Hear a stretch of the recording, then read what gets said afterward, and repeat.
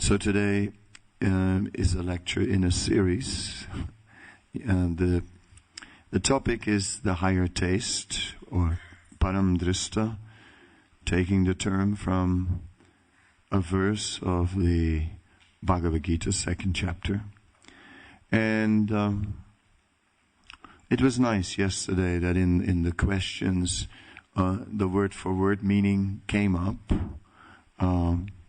and referring to drista, to a word that has its roots in drishya, in seeing, or darshan. So the higher taste being related to getting the darshan of the Supreme Lord. I think that's a nice angle, a nice point.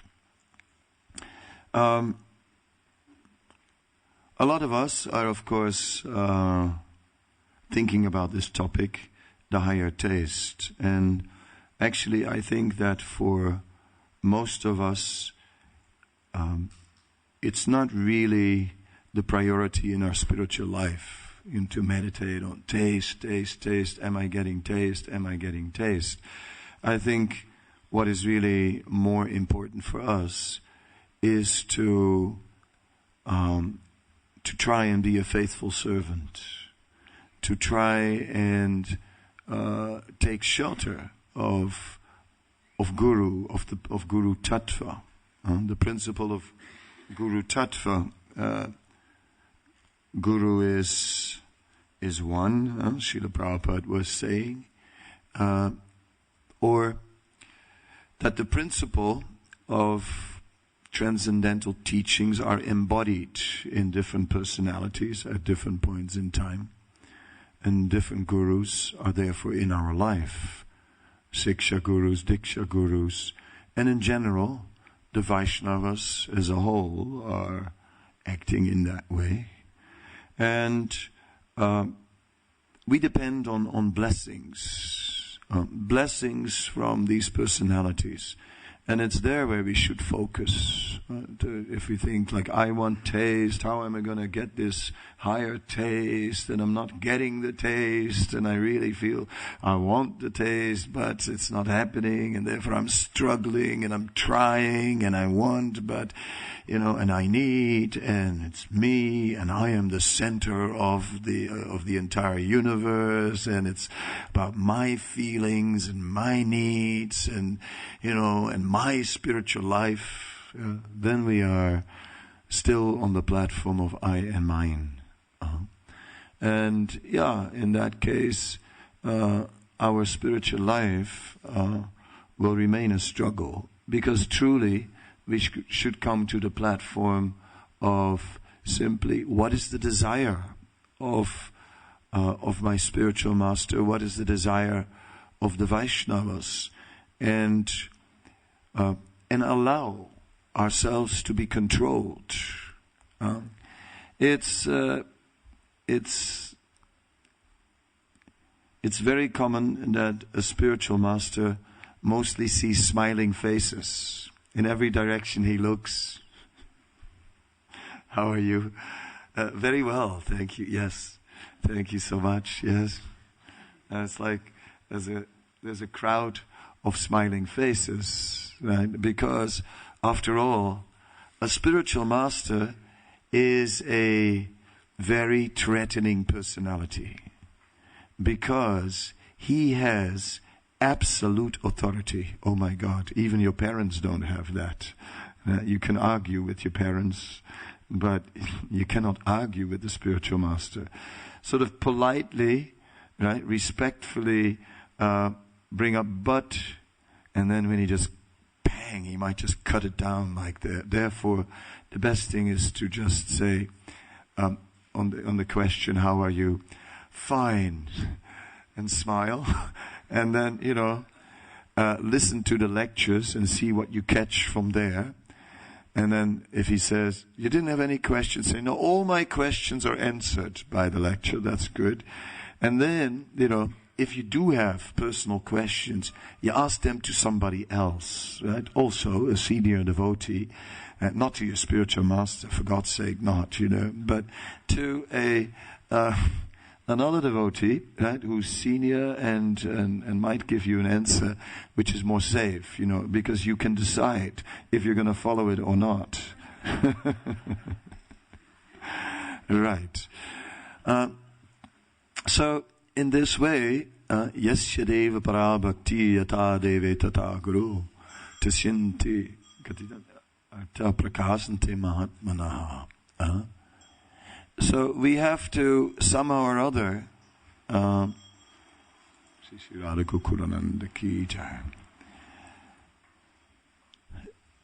we have to somehow or other become a dedicated servant, one who is ready to be formed and shaped, just like dough or clay.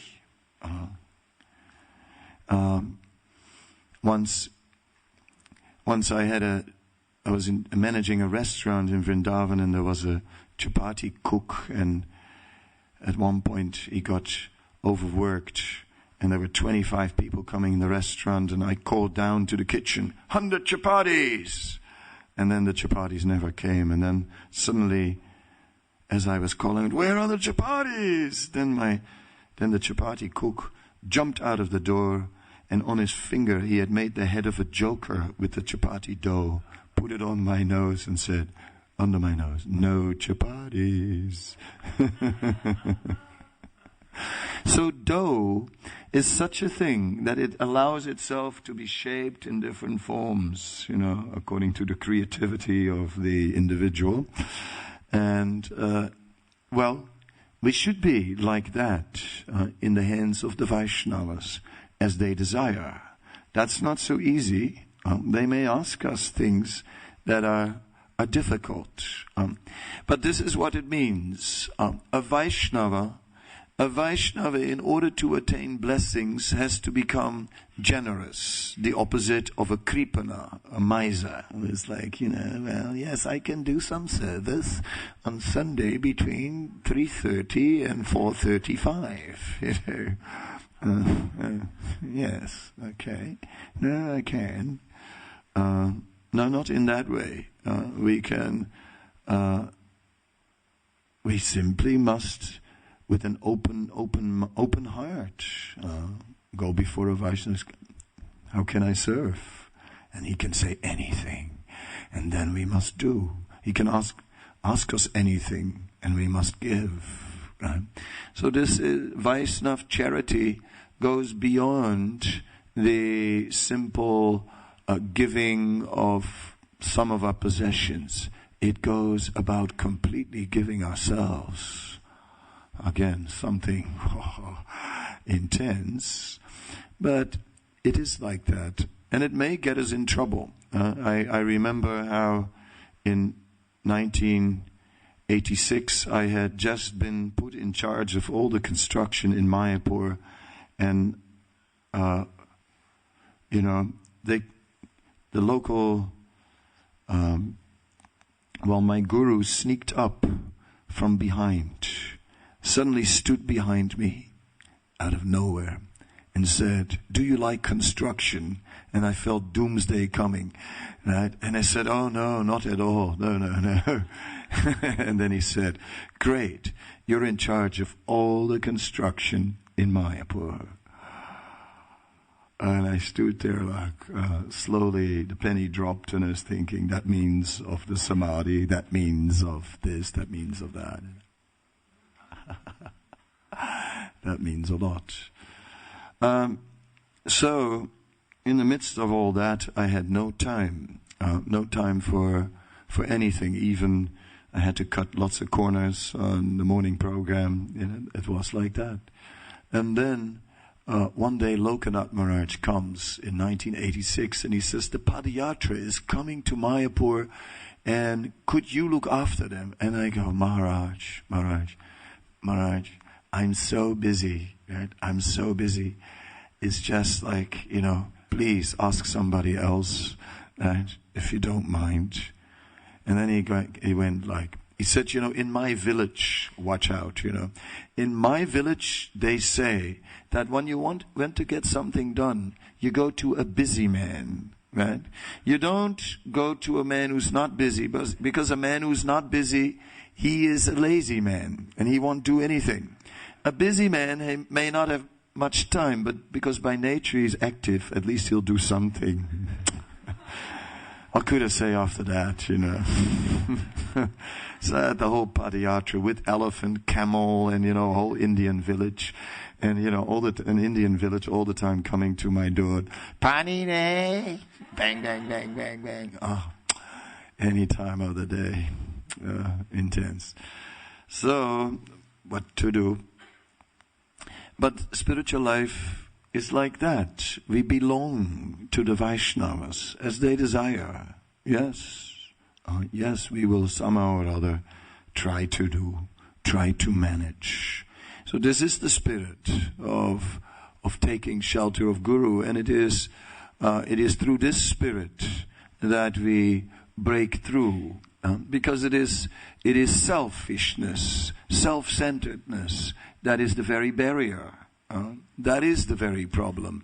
It is aham mameti, I and mine, that self-centered consciousness, my spiritual life, and I want it in this way, and I don't want it in that way, and I designed it very carefully and nicely. Of course, one has to also know his limitations, the other side of the coin, because coins always have two sides. So, obviously, we are not super bhakta. Super bhakta.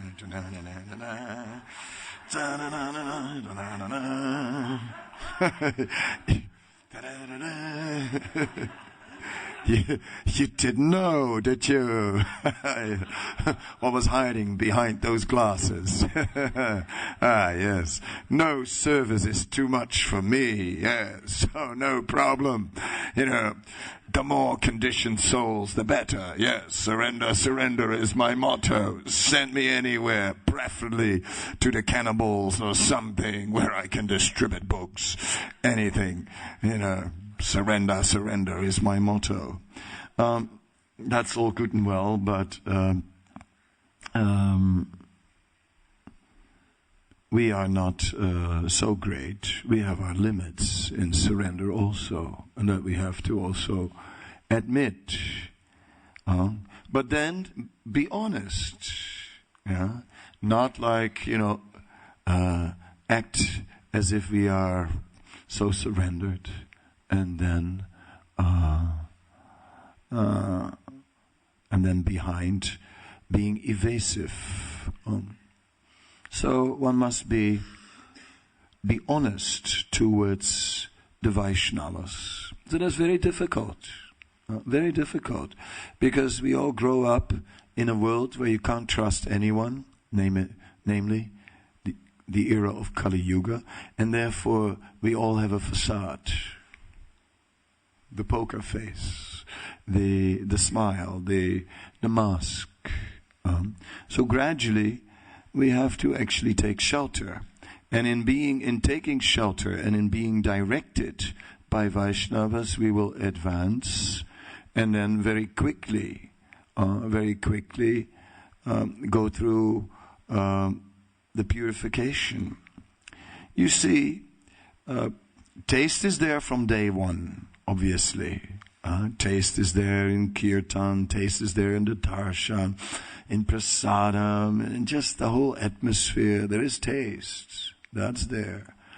So taste comes, but it's not that taste becomes predominant. Right? That's not predominant. What remains is the struggle with the senses, and that is much more predominant, actually, throughout our spiritual life. And yes, taste is there from time to time, but we're talking about taste becoming predominant in our life. But that's a very advanced stage, because at that stage, when taste is really becoming predominant, then we are speaking of the stage of ruchi. And ruchi is a very advanced stage. There are many stages before. In the beginning, we develop our initial phase, become situated in the association of devotees, and take up the regulated process of devotional service. And then it's all about purification. Purification. So who speaks about taste? We speak about purification. Need purification. Need blessings. So anyone who's just meditating, I need taste, I want more taste, is actually misdirecting the energy, because the energy should go towards making a sacrifice. We should be willing to just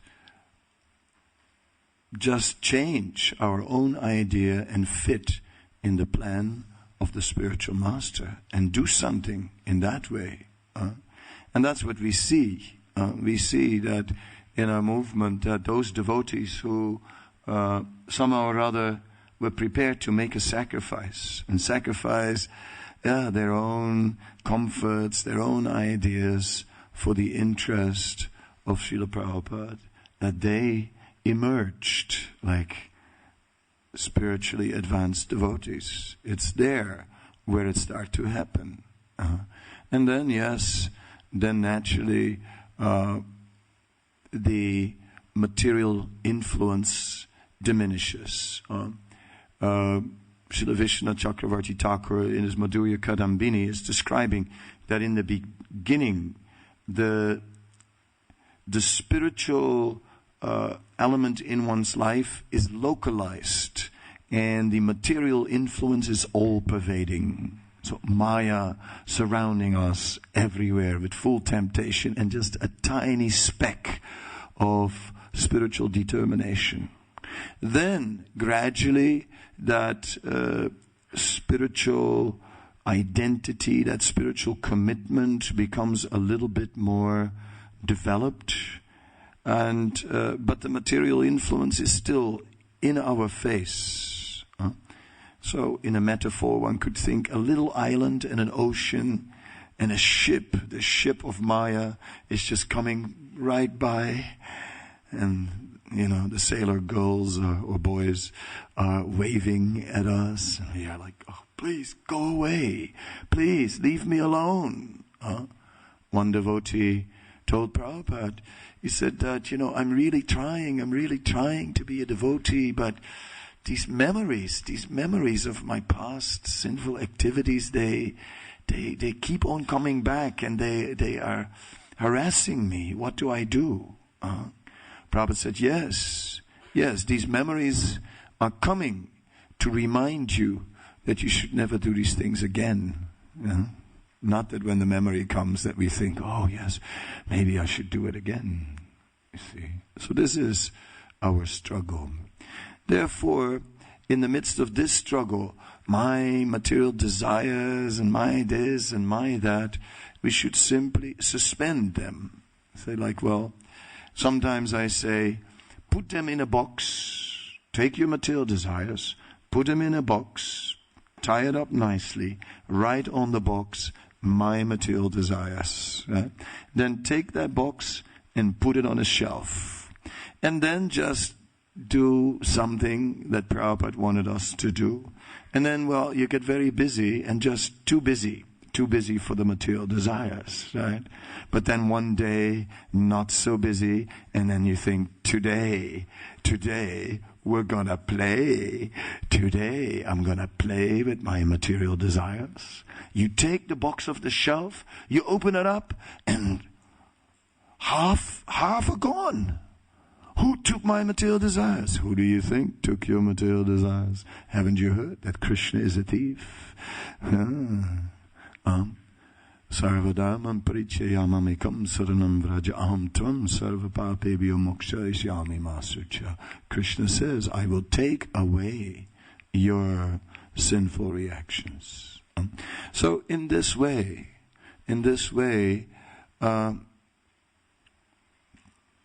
we have to let that happen. Right? We have to go through the motions where Krishna is actually going to take away these sinful reactions from the heart, and by simply putting the material desires on the shelf. And that's anartha nivriti. That's the process of anartha nivriti. Material desires will be there, but we are not going to invest in them. We will simply invest in devotional service. I always liked that verse, akama sarva kama va moksha kama udaradi tivrena bhakti yogena yeyete purushampara, because it says whether one has material desires or does not have material desires, with great force one should engage in pure devotional service. And then the question may arise, like, well, how do I engage in pure devotional service when I'm sakama, when I have so many material desires? I thought that pure devotional service was for those who are free from material desires. So it's like, can we engage in pure devotional service? So the verse clearly indicates that engage in the process, in the pure process of bhakti. Engage in the unadulterated process of bhakti. In other words, whether you have material desires or don't have material desires, anyway, that's not the issue. Just apply yourself seriously to the pure process of bhakti and don't adulterate it. And that's what the verse really means. And that's exactly what I'm talking about. It is there where our focus should be. And then the Param Drstva, the higher taste, it will come on its own accord. At times it's there, and gradually it increases. The times will be there more often. It may go deeper, yes, in this way, gradually. Gradually we become purified, and then nista it comes. Then one becomes very firm. Then one comes to the point where say, yes, I want Krishna consciousness. I don't want anything else. And I want devotional service. And to hell with my material desires, or like whatever, let them sort of be whatever they are. They're not going to bring me anything good. Right? With that understanding, say, yes, I go for it. That is nista. In nista, one is saying, yes, I have material desires, but I'm not going to entertain them. I'm not going to wine and dine them. Oh, my material desire, welcome. Yes, you are here. And what would you need?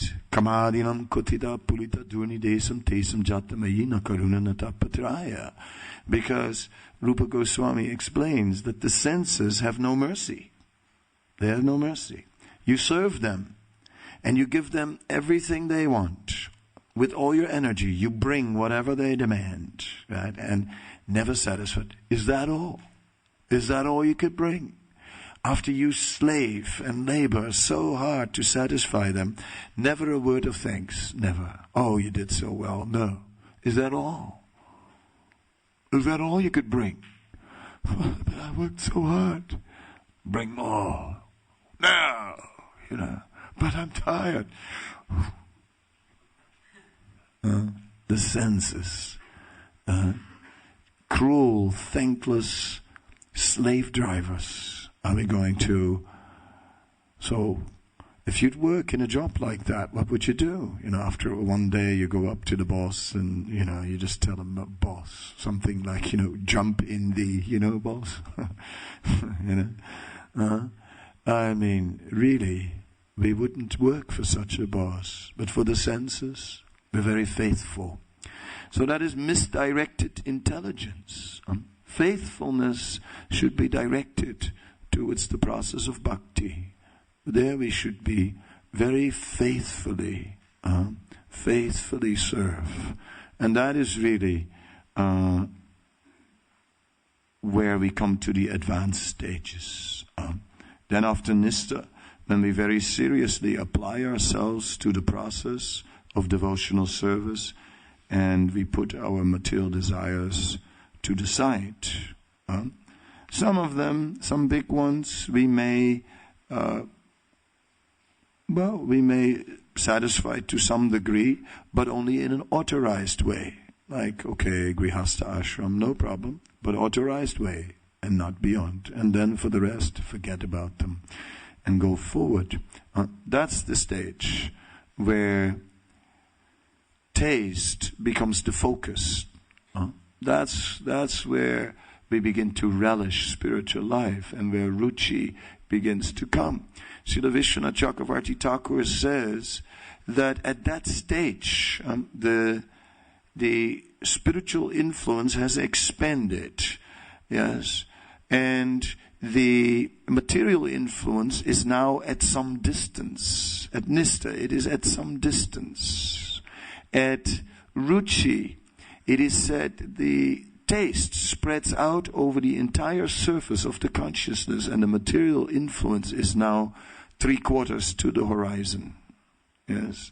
And then at Ashakti, or the state of deep attachment for Krishna, which comes after Ruchi, that taste now goes deep into the consciousness. Vishwanath Chakravarti Thakur says.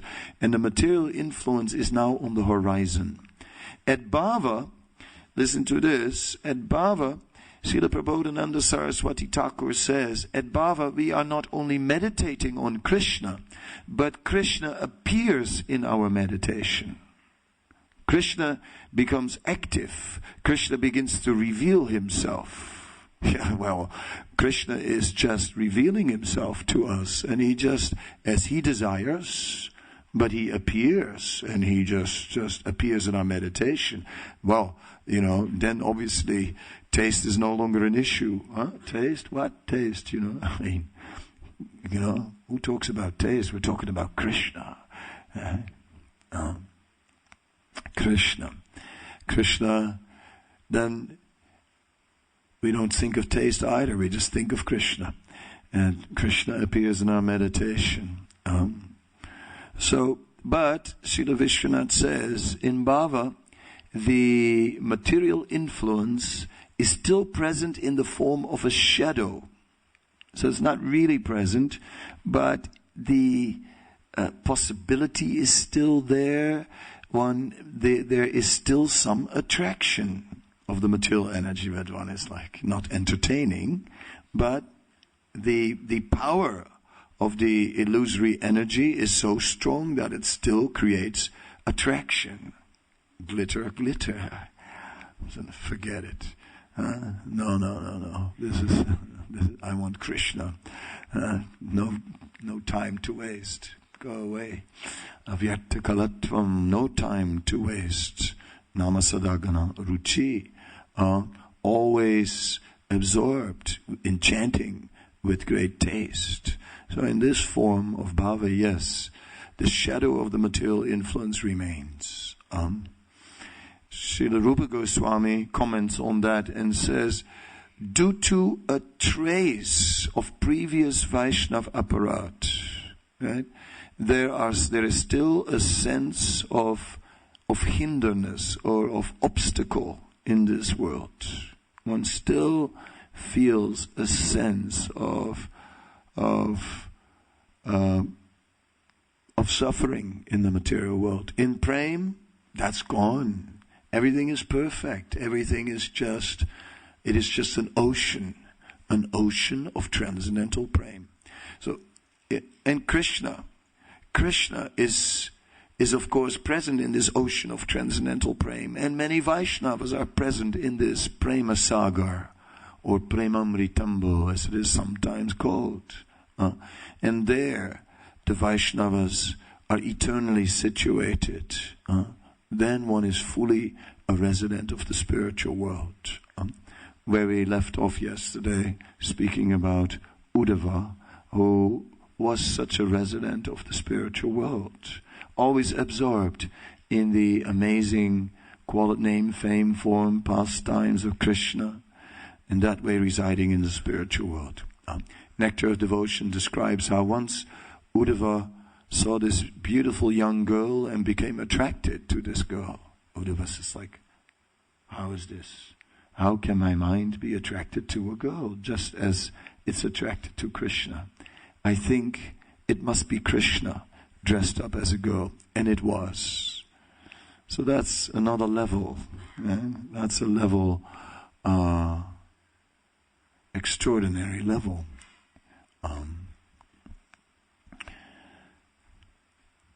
So in this way, for most of us, the issue is to make some sacrifice, to give up a personal agenda and instead adopt the agenda of Srila Prabhupada. Therefore, for example, become a weekend warrior. So, oh my God, is that what you have to do with your weekend? Can't we just go and do something else, something a little lighter and also classy? Yes, we can. We can always look for the lighter side in Krishna consciousness, the path of the least resistance. And, in Germany, they have the Autobahn. Everyone has heard about it, and everybody knows there is no speed limit. And traffic is on the right side, of course, not on the wrong side. And then, so they had some years ago. They had a sign on the Autobahn, and it said, "Turtles to the right."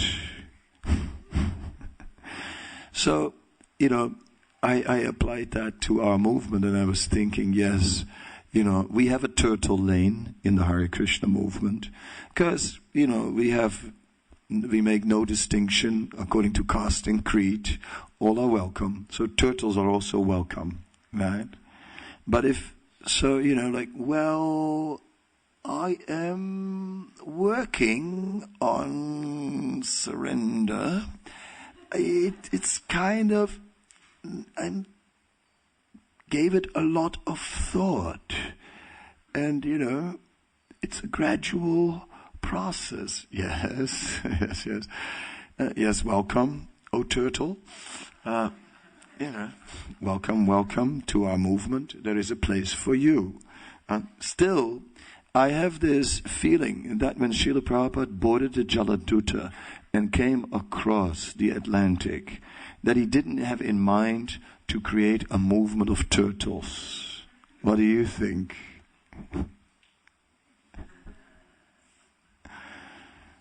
So really, a bit of that spirit, that revolutionary spirit of taking on some trouble and strife for the pleasure of Srila Prabhupada does wonders.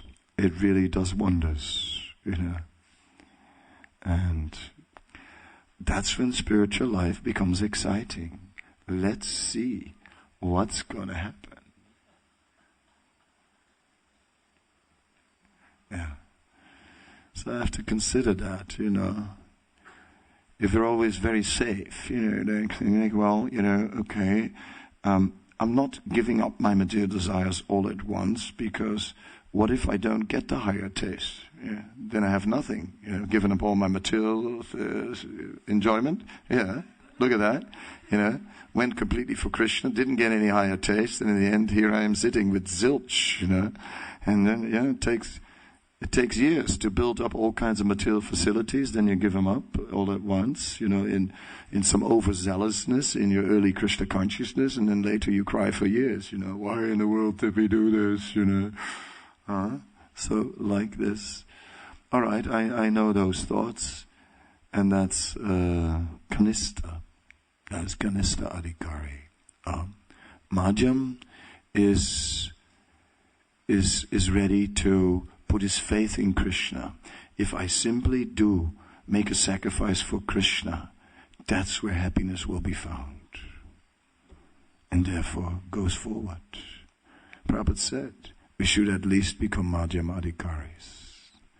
So this is the challenge. So taste is a secondary concern.